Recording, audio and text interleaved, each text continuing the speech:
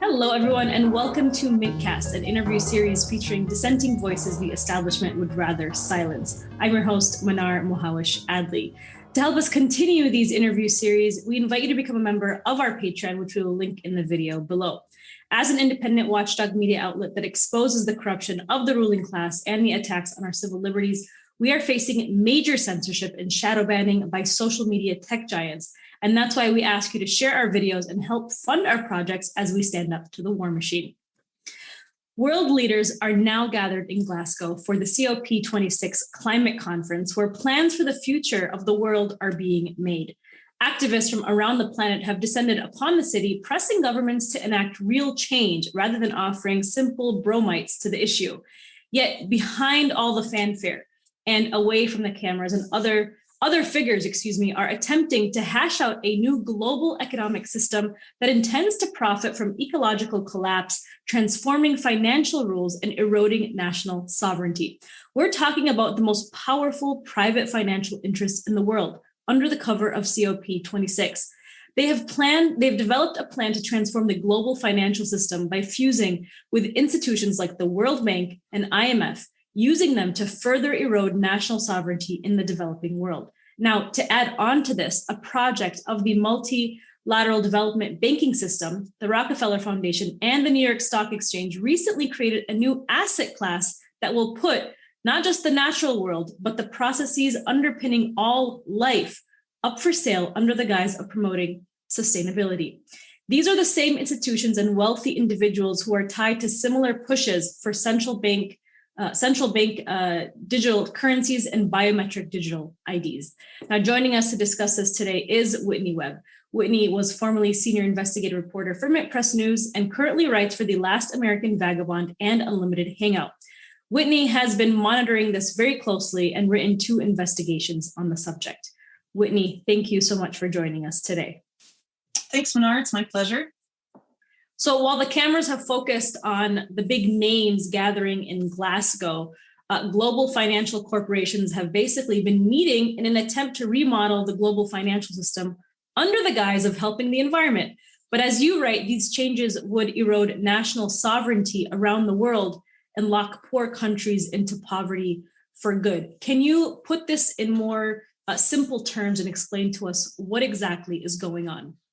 Yeah, it's actually even worse than what you just laid out. So basically what's going on is that you're having not just private corporations and private financial institutions planning this out behind the scenes, but also the world's billionaires, people like Jeff Bezos, Bill Gates, Larry Fink, Mike Bloomberg, are all directly involved in these efforts. As individuals and launching their own different initiatives, sort of promoting their business interests and business interests of Wall Street specifically.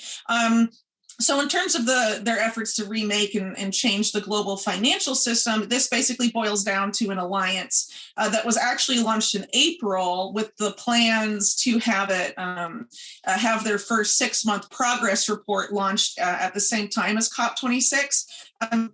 It was originally launched by John Kerry, who's a U.S. special envoy for climate change, and also Janet Yellen, who's the Secretary of the Treasury under Biden, in coordination with the UK government, and Mark Carney, who's the former head of the Central Bank of both England and Canada, and is the UN envoy currently for climate action and finance. That's his current title, but he's also a special advisor to UK Prime Minister Boris Johnson for COP26. And this alliance is called the Glasgow Financial Alliance for Net Zero. And it's comprised of several different subgroups that are, they all have different acronyms and names, but they have net zero in there, like the Net Zero Banking Alliance, which represents 43% of all global banking assets in the world. Definitely a formidable group. Also, a group of asset managers, which includes BlackRock and some of the biggest asset managers of the world, and also asset owners. Definitely a significant amount, if not the majority, of the world's private financial powers. are operating under the guises of this group, which has been publicly promoted at COP26, specifically by politicians and private sector leaders, I guess you could say, as necessary as a planetary imperative. But if you look at how John Kerry, for example, framed this, he said basically what this alliance is the world's banks uniting behind the push to net zero, which first and foremost they see as a vast commercial opportunity, and then secondarily as a planetary imperative. Well, if something is a planetary imperative, you would assume it would be first, and the vast commercial opportunity would come second, but he doesn't phrase it that way. I think that's pretty telling. And if you go and read the progress report of this alliance, it's quite clear that in there they describe what they've done over the past 6 months, but most of the focus is on their what they call a program for work for transforming the financial system in the short term and their near term ambitions. And it's quite clear reading that this is really just using net zero, decarbonization, and climate change rhetoric as cover for something very, very nefarious. And there's a couple different elements to what they want to do. So one you mentioned in your intro has to do with the multilateral development banking system. The World Bank, other groups like the Inter-American Development Bank, there's a lot of MDBs, multilateral development banks that are regionally based. But basically the focus of this group of the most powerful financial interests in the world is specifically on emerging markets and developing countries, the global South. And the more you look into it, the more obvious it becomes that this is really a neo-colonialist endeavor in the context of what they want to do with multilateral development banks. They say what they want to push for is a fusion of these private sector interests represented by the alliance with multilateral development banks. And this is obviously not a good idea. We know, for example, that these banks have been acknowledged in leaked US military documents as being unconventional financial weapons used as instruments of US national power and imperial power. And the fact that, they want to maintain the same dirty tactics, you could say, of these banks that the World Bank and the IMF and these other groups have been criticized for. Instead of having those be instruments of national power of US imperialism, they want to make it instruments of power for Wall Street directly. You could argue that Wall Street obviously exercises a lot of influence over U.S. national policy, and thus, it being the IMF or World Bank being instruments of U.S. national power does have a connection to Wall Street in that sense, and that's true. But what they're doing is they're cutting the government out of the middle and just making them basically financial weapons for Wall Street private interests targeting developing countries. And they're very explicit about this in the report, saying that basically what they want these banks to do is to force governments to adopt business enabling environments that enable investment, make them more friendly to investment from alliance members. Their ambitions in the country specifically as part of this, using this planetary imperative, this urgency around climate change as the pretext, whereas in the past, multilateral development banks have used debt in predatory lending practices as a way to sort of get governments to implement policies they otherwise would not. They're using, this the planetary imperative of climate change. And that justification as the same, but the strings are being pulled directly by the private sector with really little to no national government involvement. And that it becomes quite clear when you look at the other aspect of what this alliance is pushing for, which are the development of what they call country platforms, which doesn't really, that's sort of like a Whitney, we lost you there for just a minute.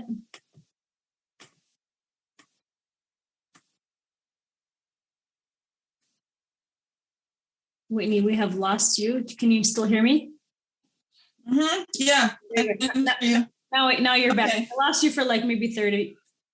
Okay. Well, you can probably just, can you hear me now? Yep. I can hear you. Yep. Okay. You can probably just cut it before I started talking about the country platform stuff. As long as that didn't want to cut finish out. what you were saying?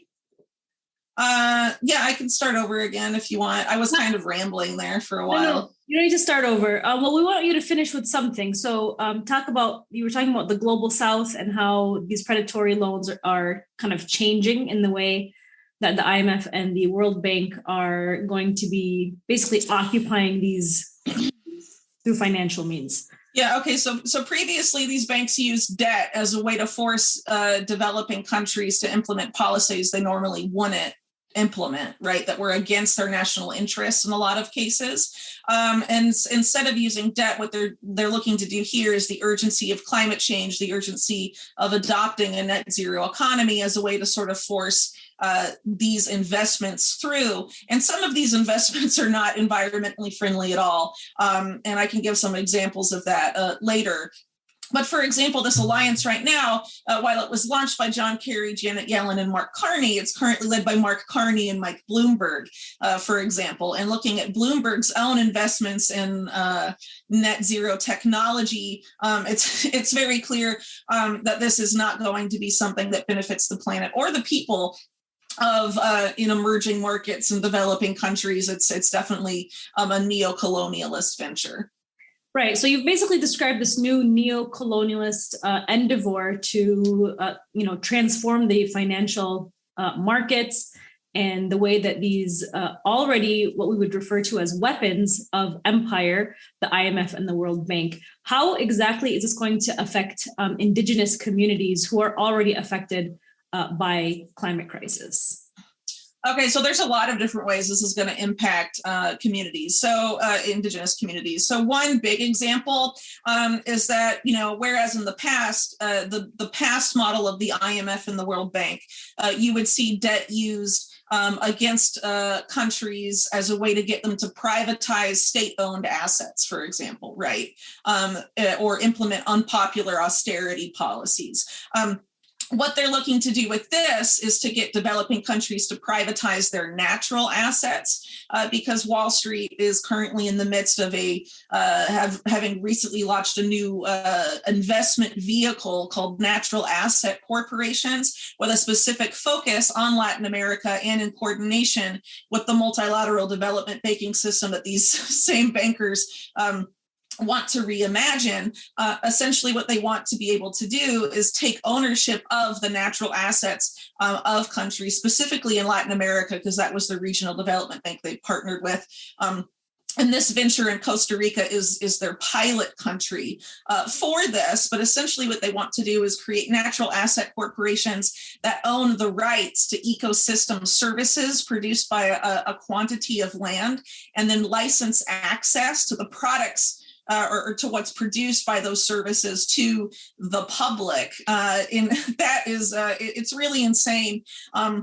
When you look at the nuts and bolts of it, because it basically opens the door for foreign interests to basically become owners of things like the air or clean water and things like that in the developing world, and then charge people living there for their access to it, and also presumably exporting those assets abroad and things like this. And this is just a way to greatly extend the existing Wall Street casino, because this is them creating a new asset class that, in describing the opportunity, as they call it, of this asset class of creating natural assets that up until this point had been excluded from the financial system. They're able to greatly increase the amount of assets available in the existing economy.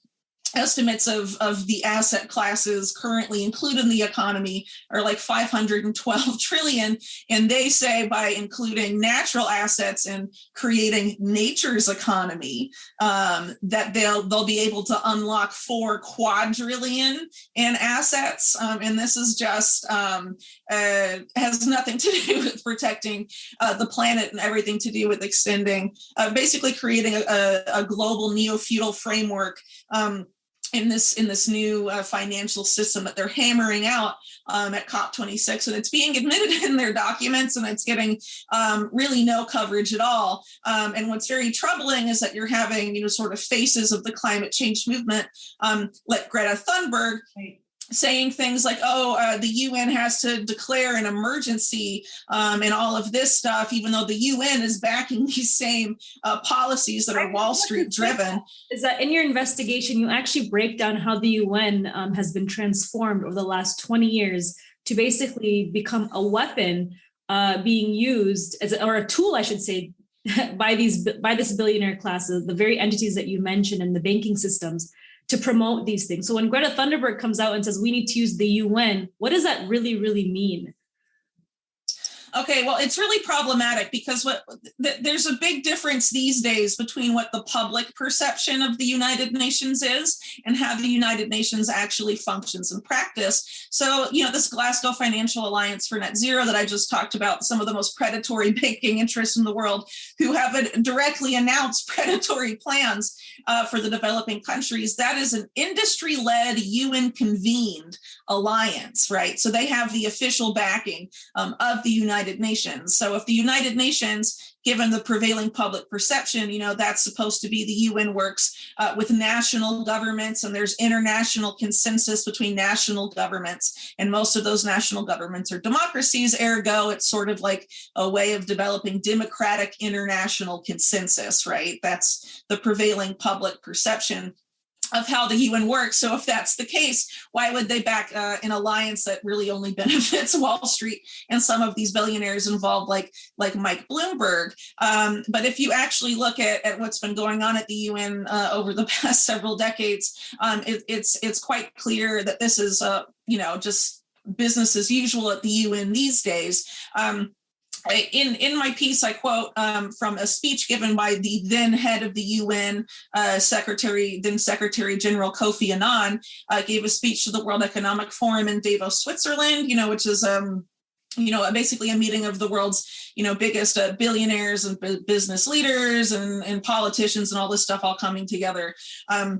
And at this particular meeting in 1998, I'll just read the quote because, it's very telling that he says it this way. He says, "The United Nations has been transformed since we last met here in Davos. The organization has undergone a complete overhaul that I have described as a quiet revolution. A fundamental shift has occurred. The United Nations once dealt only with governments, and this, of course, is still the public perception. But he goes on to say, by now we know that peace and prosperity cannot be achieved without partnerships involving governments, international organizations, the business community, and civil society. The business of the United Nations involves the businesses of the world."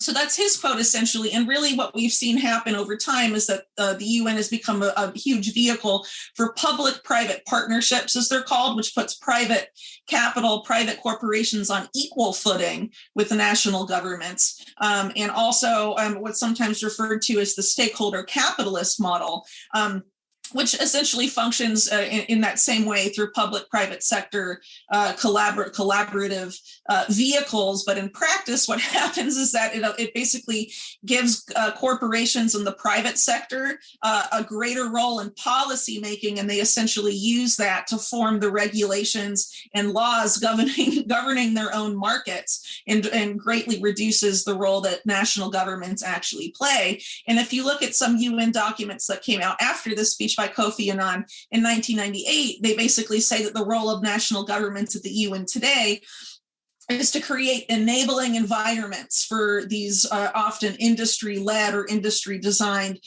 policies. And we see that, of course, with this Glasgow Financial Alliance for Net Zero. They say the role of governments is to create enabling environments, and if they won't do so on their own, we'll use the multilateral development banking system, the IMF and the World Bank, to force them to do so. That's essentially what's going on here. And so with this kind of transfer of power out of the hands of government and into the hands of multinational corporations, very corrupt banking systems, and the hands of this billionaire, trillionaire class, I guess we can call them now, we are, if we haven't already, moving in the direction of what could be described as like corporatism or fascism. Like, where do we see society heading in this direction in terms of civil liberties? In a very, very bad direction, obviously. I mean, I think that should be pretty clear to everyone. What you're having are private sector interests attempting through efforts like this to redesign. In this case, we're talking about the financial system, but these same forces are also looking to redesign other sectors of society under the guise of, different emergencies, different crises, taking advantage of crises and public concern over those crises to basically hammer through what is really the framework for a neo-feudalist society. And it's no coincidence that you have a lot of these same entities that are pushing for these sorts of policies under the guise of climate change. They're also promoting things like what they call the fourth industrial revolution, an effort to automate jobs. There's also a lot of Silicon Valley involvement while they're launching the so-called metaverse. And all of this stuff is going on at the same time. And really what a lot of these initiatives boil down to is efforts by Western capital and also capital from China, Russia, and other countries to create new markets and keep the casino going, essentially. But, obviously there's a lot more to it as well. Well, and, under the guise of COVID-19 now, the establishment has created this sort of crisis to push for central bank digital currencies and pushing for vaccine, passports. Right. These are the same people that are pushing these ideas, which essentially do expand surveillance and do crush more of our civil liberties. And so we're kind of moving in that direction already. So just to put it into kind of relatable terms, how are we already seeing these things kind of being pushed now in terms of the COVID-19 crisis or pandemic, I should say? Okay, well, the things that you brought up, like the digital ID stuff, the biometric digital ID is something that's existed. There's been a major policy push for this by a lot of these same groups going back to 2014, and then coming into its own in a big way in 2016 with the launch of something called the ID 2020 Alliance. Which was mainly, again, the Rockefeller Foundation, who were behind really these natural asset corporations that I mentioned earlier in coordination with Silicon Valley companies, essentially. And they have a direct tie as founding members to the World Economic Forum's Center for the Fourth Industrial Revolution. And what a lot of that has to do is also about remaking the economy. And people may have heard that the post-oil economy, its data is the new oil, right? And so a lot of what this has to do with is a centralization of who controls your data in an increasingly digital world. And under the guise of COVID-19, there's been a broad push to digitize essentially everything, but specifically the economy and essentially the foundation of the system that they are already implementing and seek to expand even further is this biometric digital ID system that obviously has a huge surveillance component to it, as you mentioned as well. But basically all of your online activities and everything you do in the digital space is tied directly to your digital ID that's based on biometrics, whether it's an iris scan or a palm scan, fingerprints, facial recognition. There's different ways it's been implemented. ID 2020 tends to use iris scans in their pilot programs that they have. Basically, all of their pilot programs that took place before COVID-19, they've done in very vulnerable populations, specifically refugees, giving refugees in places like Syria and Myanmar or stateless people. In those areas, the choice between surrendering their biometric data for an experiment by what's Silicon Valley essentially, or getting food aid. Basically, do you want to eat or will you participate in our pilot program? And it's very telling. They tend to pilot these types of programs on increasingly vulnerable populations where people don't have a choice. Right, they're tested on vulnerable people first. People in the global south, people who are homeless, who are so desperate. Is that what you're saying? Right. Yeah. And so basically what the goal of that system is, though, is to have a centralized players, a certain group of people with control over the data that is being generated at an ever increasing pace because of the increased digitizing of the economy. So basically, if data is the new oil, the people that own the data and control the flow of the data and the access to that data are going to be sort of like the oil barons of this new industrial revolution era. Whereas, the first industrial revolution had to do with, the advent of hydrocarbons, and people like the Rockefeller family, for example, became America's first billionaires and all of this stuff because of their control of oil assets during that period. Similarly, there are interests that want to have that same position for themselves in this new increasingly digital era that they refer to as the fourth industrial revolution.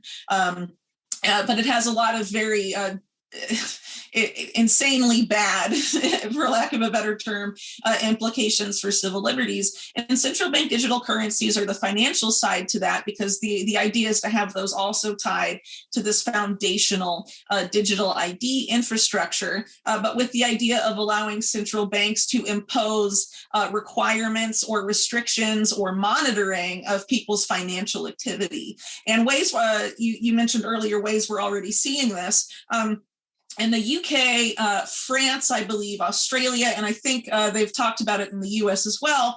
There is, for example, a push to link your ID, your government-issued ID, to your internet activity or to your social media accounts. This is being pushed in the UK, I know right now, specifically through something they're calling David's Law, where they basically want to have, if you want to access social media, you just sign up with a government-issued ID, the same exact ID program that was previously promoted by Tony Blair and was very controversial because of its surveillance applications. Or potential uses or abuses. They basically want to use that same system and connect it to social media accounts. But then, once they do that, they can connect it to a lot of other things, including there's actually the UK government, the Israeli government, the US government are part of something called the Partnership Against Cybercrime, which actually seeks to have those identities not just tied to your social media accounts, but literally everything you do online, and also your financial activity online. So it's basically designed, if it's allowed to progress, to eliminate any sort of ability to have privacy in your online or financial life. And that's really the types of systems and plans that are being implemented en masse globally under the guise of combating COVID-19 or combating climate change. We're seeing more often than not the solutions tend to be along this route. But it is quite obvious in the case of climate change to see that a lot of these solutions have very little to do with sustainability. In the case of oh, sorry, I lost my train of thought. I can come back to it if you give me a second. Sorry. Okay. And when people are being pushed into this new biometric digital ID system that connects their financials, their internet activity, if they don't participate, or if there's like a technical glitch or something, that can remove that person's access to things like their own money and their ability to buy food, for example. Is that what I'm understanding? Yeah, and this has happened in places like India. They have a system there that's sort of like this digital biometric ID system. I think they call it Andahar or Andhar, something like that. And people have been, because of glitches in the system, have been denied access to essential food and have actually starved to death as a result. And unfortunately, the interest behind these frame this as, it's going to make things more equitable. It's going to give developing countries more opportunities, but we're really seeing it act in very much the opposite way. And so it's increasingly important for people to be vigilant about what the sales pitches are of these systems and how they actually function in practice. And more often than not, a lot of these systems are promoted by the same group of billionaires, a lot of them tied to Silicon Valley, like Jeff Bezos, Bill Gates and some of these other individuals that they're increasingly backing and promoting these systems. There's a huge difference between how they promote these systems and how they actually affect the people in the places where they are implemented. And we're seeing huge pushback, though, against these biometric digital IDs, vaccine passports, especially when it comes to children. We're seeing pushback all around the world. We barely see any coverage when it comes to mainstream corporate media. I mean, if it weren't for like viral videos that, that go viral on social media, we probably wouldn't even hear about them. But do you think that there will be enough pushback to roll back these kinds of initiatives? Like, what are you seeing right now? Well, where I live in Chile, there's a vaccine passport system and not a lot of pushback at all. But I think a lot of that has to do with the media landscape here. It's completely dominated by mainstream media. There really is no independent media functioning here. Mm-hmm. That is critical of these systems. So I think a lot of it, that's why you see a lot of these protests take place more often than not in English-speaking countries, because of the diversity of the media landscape, at least for now. I mean, obviously, censorship is making it a lot harder these days, but I think ultimately the way to challenge the inherent problems of these systems is to really separate it from the debate of the vaccines themselves, that it's really irrelevant at this point what you think about the COVID-19 vaccines, their efficacy and their safety and whatnot, because regardless of what you think about that, the vaccine passport system is something that is being ushered in as currently a vaccine passport system, but it's planned to be something much more extensive than that. It goes from COVID-19 vaccines to all vaccines to your entire electronic health records in a matter of steps. And we're really not that far away from that taking place. And then you're having it linked to that, but also your social media access, your online activities, your purchases online, your accessing of e-government services. I mean, the list goes on and on and on. And really having this being this is just a dream come true for surveillance interests. It was actually planned out. Some of the infrastructure of this was planned out as part of as a post 9/11 war on terror surveillance system planned for use domestically in the U.S. by the Pentagon's DARPA, called Total Information Awareness, which was so controversial at the time because it would eliminate privacy and civil liberties. It was said by critics at the time that it was scrapped by Congress a few months after it launched. But really, these digital IDs, if they're allowed to expand and grow, will become very much the same in terms of its utility regarding surveillance to the national security state. And it's very alarming to see a lot of people on the left supporting that policy, because it's really something that even top officials, the chief medical officers of Wales, the health minister of Israel, these guys have been either caught on hot mics or publicly said, the epidemiological justification for vaccine passports is really minimal. What it's meant to do is to incentivize vaccination. Really, at this point, the people that aren't going to take the vaccine aren't going to take it. So in terms of its utility in that sense, it's really, I would argue, come to an end. So why are they keeping it going? Isn't this supposed to be a temporary measure? It's obviously becoming permanent in several countries, or moving towards that way. In the case of Chile, where I live, they have just in the past couple months been moving the goalposts on what you have to do in order to keep your vaccine passport valid. If they just determine that you violate a series of policies, they're able to change at their whim. They can deactivate yours even if you're fully vaccinated. That doesn't really sound like a system that's focused necessarily on health. It seems like a system that's focused with behavioral modification and control of a domestic population.